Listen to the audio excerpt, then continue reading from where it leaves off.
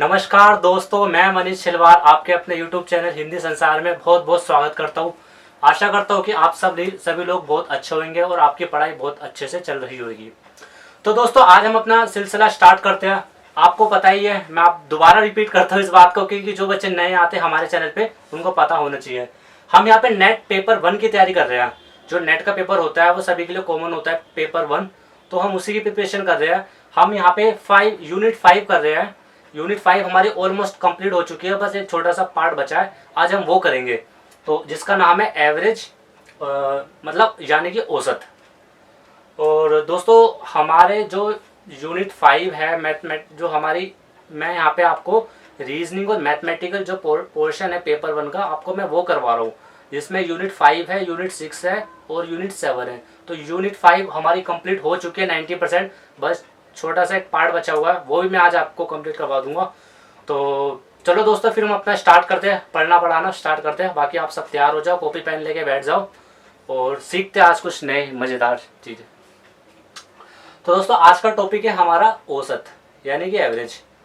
तो दोस्तों, पहले तो मैं आपको बता दूं कि ये औसत होता क्या है, मतलब हमारी क्या जीवन, हमारे जो दैनिक हमारा जीवन होता है, लाइफ होती है, उसमें क्या इसका यूज़ होता है। तो दोस्तों, नाम से ही आपको पता चल रहा होगा, औसत या एवरेज मतलब एक ऐसी वैल्यू, मतलब हमारे पास एक ऑब्जर्व, मतलब एक ये समय क्या, मतलब डेटा है बहुत सारे, हमें एक ऐसी वैल्यू उसमें चूज करना जो सभी को रिप्रेजेंट करे। मतलब मान लो कि हमारे पास कोई 20 नंबर लिखे हुए हैं, ठीक है, और हम एक ऐसा नंबर चूज करना चाहते हैं कि जो सभी को रिप्रेजेंट करे। मतलब उसमें जो हम एक जो सेंट्रल वैल्यू है ना, एक ऐसी सेंट्रल वैल्यू जो सभी को हमें प्रदर्शित करे या उसका प्रतिनिधित्व करे। तो औसत ये होता है। जैसे कि मैं आपको एक एग्जांपल बताता हूँ,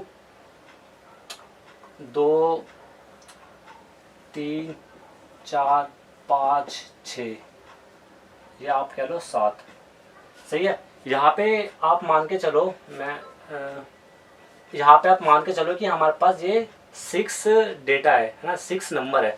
कि आप ये मान लो कि ये विलेज 1, विलेज ए है, विलेज बी है, विलेज सी, विलेज डी और ई एफ। मतलब हमको ये किसी स्टेट गए, राज्य गए, वहाँ पे 6 गांव है, ठीक है। यहाँ पे ये नंबर है कि आप मान लो कि ये नंबर है कि वहाँ पे कि जो वोटर्स, मान लो कि इतने इतने लोगों ने वोट दिया, कि 2 लोगों ने वोट दिया, यहाँ पे इसमें 3 लोगों ने वोट दिया, 4 लोगों ने वोट दिया, ये गाँव 5 में, डी में 5 लोगों ने, ऐसे 6-7। मतलब हम किसी गांव गए, वहाँ पे किसी स्टेट गए, किसी सिटी गए, वहाँ पे 5-6 गांव है, वहाँ पे इतने इतने लोगों ने, यहाँ पे ए गांव में, यहाँ पे बी गांव में, यहाँ पे सी गांव में, डी ई एफ 6 गांव थे, वहाँ पे इतने इतने लोगों ने वोट दिया। एफ में 7 लोगों ने दिया, ई में 6 लोगों ने दिया। तो अब मैं, जो हमारा चुनाव आयोग है, वो ये पब्लिक ये जानना चाहती है कि आप हमें एक ऐसी वैल्यू बता दो, एवरेज या औसत बता दो, जो जिससे कि हम कोई निष्कर्ष पे पहुंच जाए। मतलब कि हमें एवरेज बता दो कि कितने लोगों ने वोट डाले हैं। आपको समझ आई दोस्तों, कि आप हमें एक ऐसी वैल्यू बता दो जो सभी इन सब का रिप्रेजेंट करे, इन सभी का प्रतिनिधित्व करे, कि हमें ऐसी वैल्यू पता चल जाए कि हम सबको ना देखना पड़े, एक एवरेज पता चल जाए कि हाँ भाई, इतने लोगों ने इस शहर में लोगों ने वोट डाला है। तो औसत होता है, हमें इसी चीज को हमें मतलब इंटरप्रिटेशन करने में, इसी चीज को निकालने में हमारी सहायता करता है। तो हम क्या करेंगे, गांव ए में 2 लोगों ने डाला, गांव बी में 3 लोगों ने वोट डाला, सी में 4 लोगों ने। तो मैं आपसे ये जानना चाहता हूँ कि आप मुझे एक ऐसी फिगर बता दो, एक ऐसा नंबर बता दो जो कि सभी का प्रतिनिधित्व करे, कि मुझे एवरेज मिल जाए कि हाँ भाई, इस शहर के अंदर इतने लोगों ने वोट दिया है। तो ये हो गया औसत, की हम औसत को क्यों निकालते हैं। अब मैं आपको बता दूं तो वो वैल्यू हम कैसे निकालते हैं। हम क्या करते हैं कि इन सबको प्लस कर देते हैं, इन सबको जोड़ देते हैं, और जो इन सबको जोड़ने के बाद जितने भी ये नंबर होते हैं, नंबर ऑफ ऑब्जर्वेशन, हम उससे डिवाइड कर देते हैं। मतलब अगर गांव 6 है तो 6 से डिवाइड कर देंगे, गांव 7 है तो 7 से डिवाइड कर देंगे। मतलब टोटल जो नंबर ऑफ फ्रीक्वेंसी है उससे हम उसको डिवाइड कर देते हैं। तो आप यहाँ पे देखो, 2 3 4 5 6 7, आप इनको जोड़ोगे तो कितना आएगा, 5 9 14 14 16 27 27 आ गया, 27 आ गया। तो टोटल नंबर ऑफ ऑब्जर्वेशन हमारे पास 6 है। हम इसको इससे भाग कर देंगे, तो हम इसको इससे भाग करेंगे तो कितना आ जाएगा, ये आ जाएगा 9/2, तो 4.5। मतलब 4.5 लोगों ने यहाँ पे वोट दिया। तो कहीं ना कहीं आप इसको 4 कह लो या 5 कह लो, मतलब एक हमें एक अंदाजे मिल गया, एक अनुमान मिल गया कि वहाँ पे 4 से 5 लोगों ने वोट डाले एक शहर ए के अंदर।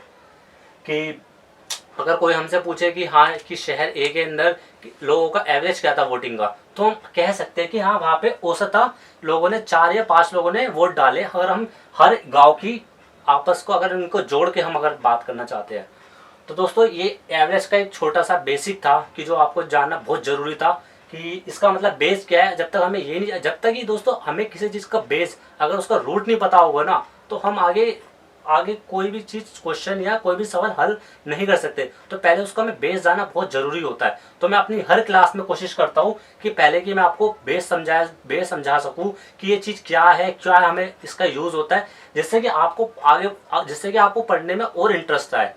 तो दोस्तों इसलिए इन चीज़ों पे जो मैं आपको कंसेप्ट बताता हूँ, इस चीज़ पे बिल्कुल ध्यान दे के समझे करो, तो आपके क्वेश्चन तो फिर चुटकियों में होने स्टार्ट हो जाएंगे। तो दोस्तों ये मैंने आपको बता दिया है, एवरेज की परिभाषा मैंने आपको बता दी है, और एवरेज हम कैसे कैलकुलेट करते हैं ये भी मैंने बता दिया है। तो इसका एक फार्मूला हमारे पास बनकर आ जाता है। बस वो फार्मूला कुछ नहीं है, बस ये है कि हमारी अंडरस्टैंडिंग पे बेस्ड है वो। तो दोस्तों अगर हमसे एवरेज का फार्मूला पूछा जाएगा औसत का कि इसका एक फार्मूला क्या है, तो इसका एक फार्मूला हमारे पास बन जाता है कुल योग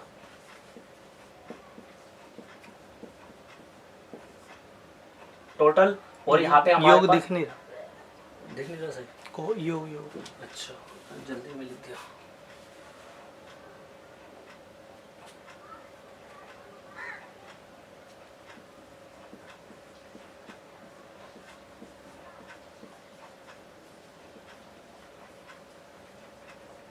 कुल योग और संख्या,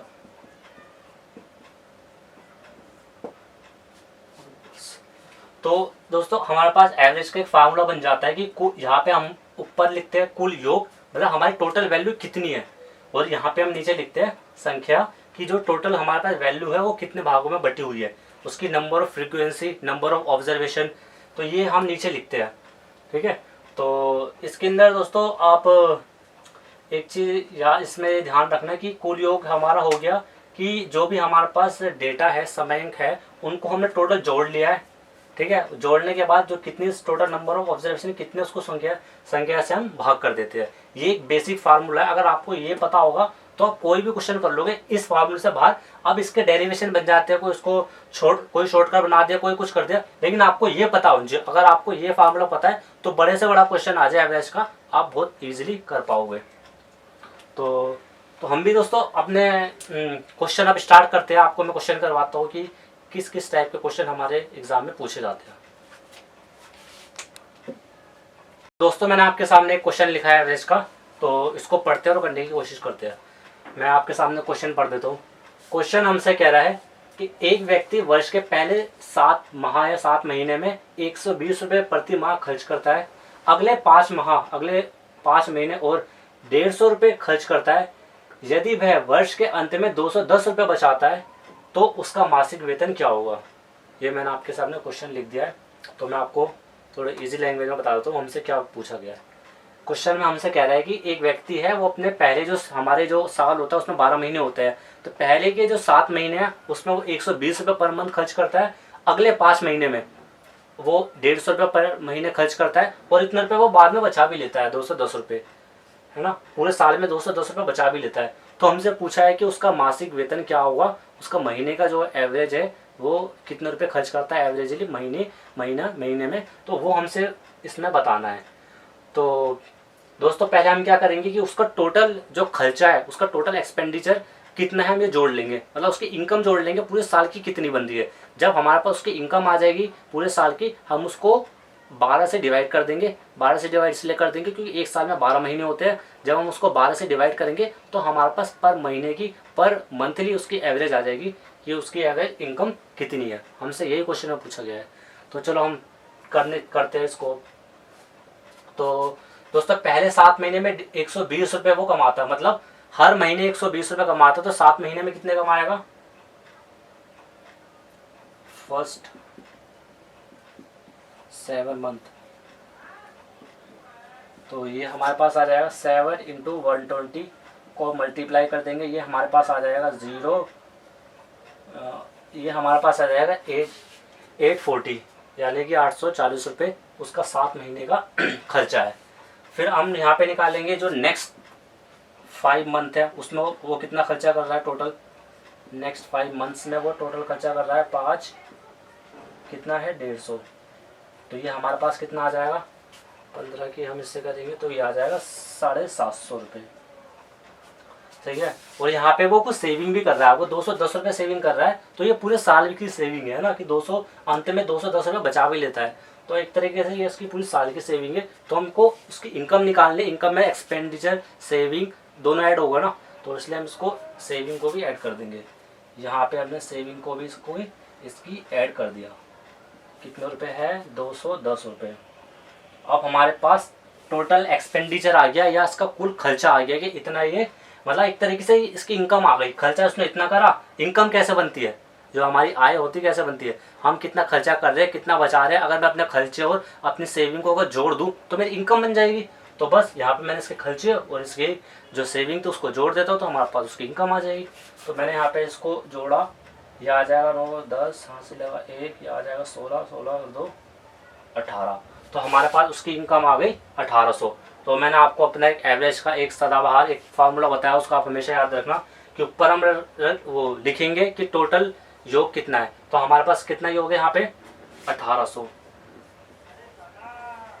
और हम डिवाइड कर देंगे कि हमारे नंबर ऑफ ऑब्जर्वेशन कितने हैं। अब यहाँ पे हमारे पर महीने के निकालने हैं, तो हम यहाँ पे साल में 12 महीने होते हैं, तो हम 12 से डिवाइड कर देंगे, क्योंकि हमें दोस्तों क्वेश्चन में कहीं ये गिवन नहीं है कि 12 से डिवाइड करना। ये थोड़ा सा हमें खुद अपने सोचना पड़ेगा कि अच्छा पर मंथली एवरेज निकालना आता है, साल में तो 12 महीने होते हैं, तो हम 12 से डिवाइड करेंगे। अगर हमसे हफ्ते की पूछी गई है कि भैया उसकी हर दिन की एवरेज कितना होगी, और हम हफ्ते का हमें डेटा दिया हुआ है, तो हम उसको 7, तब हम वहाँ पे 7 दिन से डिवाइड करेंगे। हमसे महीने की पूछी गई कि एक दिन का एवरेज कितना है, तो हम उस कंडीशन में 30 दिन से डिवाइड करेंगे, तब एक दिन का निकल कर आएगा। तो आपको इस चीज़ के अंदर थोड़ा सा अपना दिमाग भी यूज़ करना है। अब हम इसको डिवाइड कर देंगे, डिवाइड कर लो, ये आ जाएगा 2, ये आ जाएगा 3, 300, 150। तो दोस्तों हमारे पास पर महीने की उसकी एवरेज जो इनकम है वो आई है 150 रुपये की। हर महीने उसने 150 रुपये कमाए होंगे, ये हमारी एवरेज उसकी इनकम आ गई। तो मैं उम्मीद करता हूँ कि आपको ये क्वेश्चन समझ आया होगा। तो चलो हम चलते हैं अपने नेक्स्ट क्वेश्चन पे। तो आइए दोस्तों अब हम अपना दूसरा क्वेश्चन देखते हैं। क्वेश्चन हमसे कह रहा है दोस्तों कि एक कक्षा में कुल 40 लड़के और लड़कियों की औसत आयु 15 वर्ष है। यदि कुल 24 लड़कियों की औसत आयु 14 वर्ष है, तो लड़कों की औसत आयु कितनी होगी, ये हमसे क्वेश्चन में बोला गया है।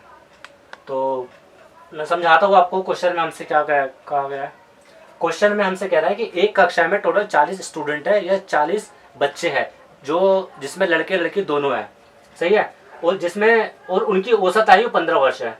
मतलब 40 जो लड़के लड़की है उनकी औसत आयु 15 वर्ष है, और उसमें कह रहा है कि 24 उसमें लड़की है और 16 उसमें लड़के। अगर 40 विद्यार्थी है, 24 लड़की है उसमें से, तो बाकी कितने होंगे, लड़के कितने होंगे, 16 होंगे। 40 में से 24 माइनस कर देंगे हम, है ना। और 24 लड़कियों की औसत आयु 14 वर्ष है, तो हमें लड़कों की औसत आयु बतानी है।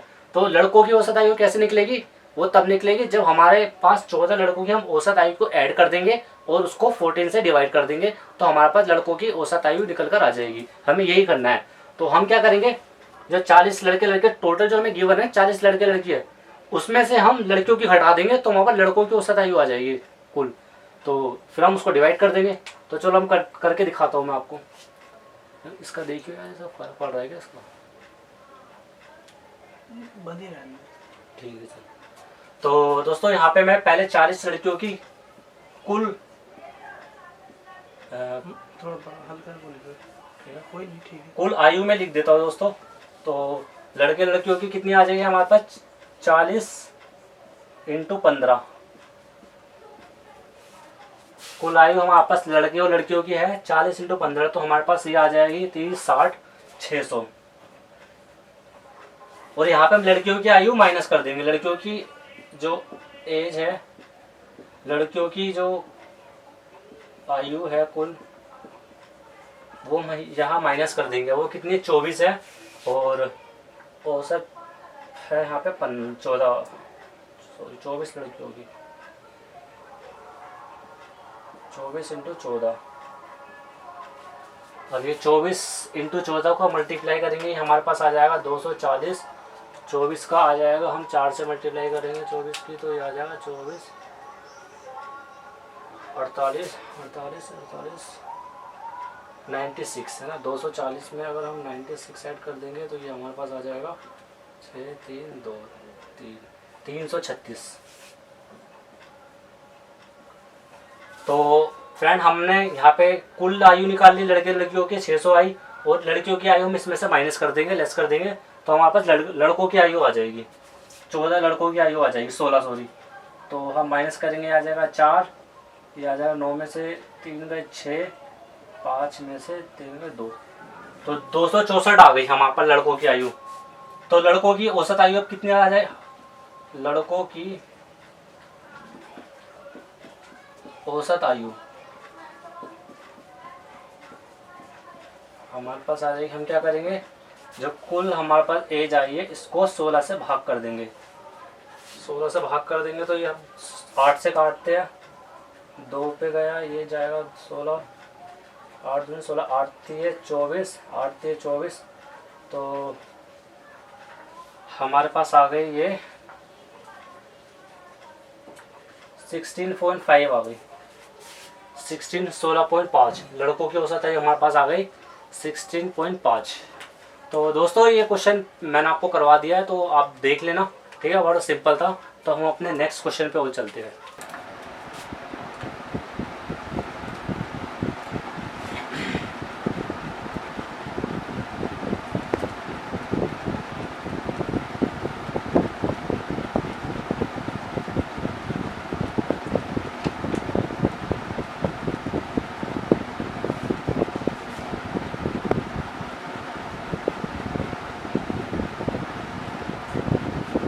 दोस्तों मैंने आपके सामने एक क्वेश्चन लिख दिया, तो मैं पढ़ता हूँ, फिर हम इसको करने की कोशिश करते हैं।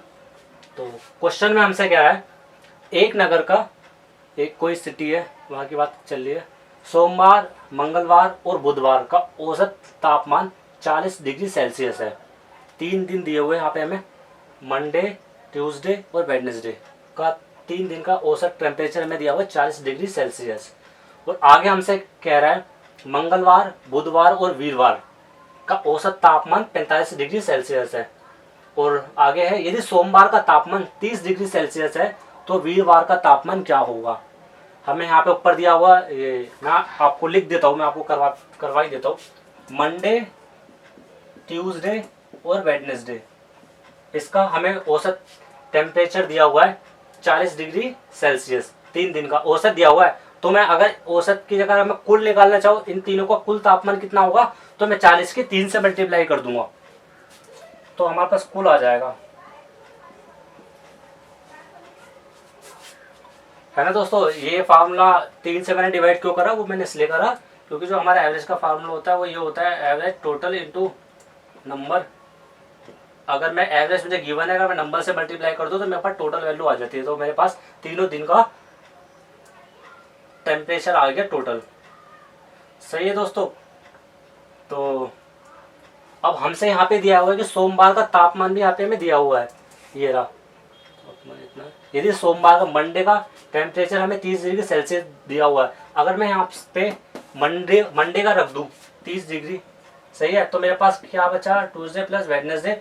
30 को अगर मैं वहां ले जाके माइनस कर दूं तो मेरे पास ये 2 दिन का आ जाएगा, ट्यूसडे और वेडनेसडे।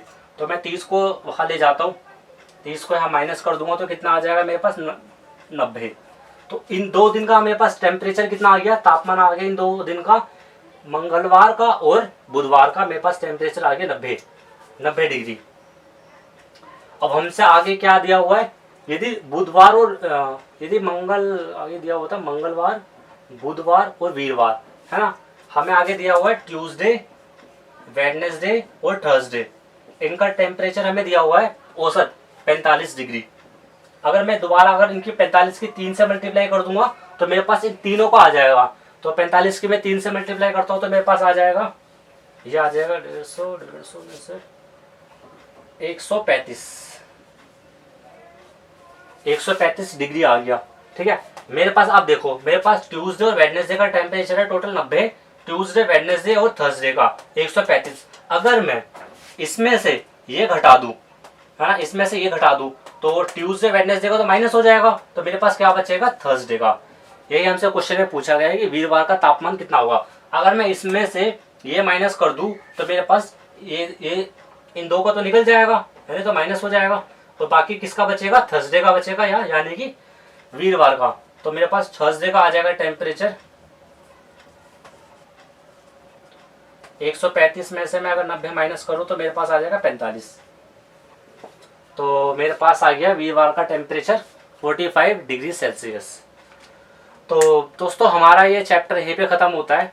तो एवरेज के अंदर बहुत ही सिंपल और बेसिक क्वेश्चन पूछे जाते हैं आपके एग्जामिनेशन में, तो आप उनको खुद से एक बार ट्राई करने की कोशिश करना। अगर आपको कोई भी लगता है कि आपको कुछ समझ ना आया हो, कोई डाउट हो, तो आप बेझिझक हमसे पूछ सकते हो, हमारे कमेंट बॉक्स से आप वहाँ पूछ सकते हो, या मैं आपको अपनी मेल ID दे दूंगा, वहाँ भी क्वेश्चन अपने पूछ सकते हो। तो दोस्तों मेरी तरफ से यूनिट 5 कंप्लीट होता है। आज मेरी तरफ से यूनिट 5 पूरी कंप्लीट हो गई है। पूरी उसकी प्लेलिस्ट आप हमारे यूट्यूब चैनल पे जाओगे, आपको वहाँ मिल जाएगी। आप एक एक वीडियो देखना, उसको सही से रिवाइज करना, आप क्वेश्चन लगाना, 100% आपसे क्वेश्चन लगेंगे और निकलेंगे। तो दोस्तों फिर हम आज हमारी यूनिट 5 कंप्लीट होती है। अब हम अपना नेक्स्ट टॉपिक स्टार्ट करेंगे, जब भी करेंगे हम आपको बता देंगे।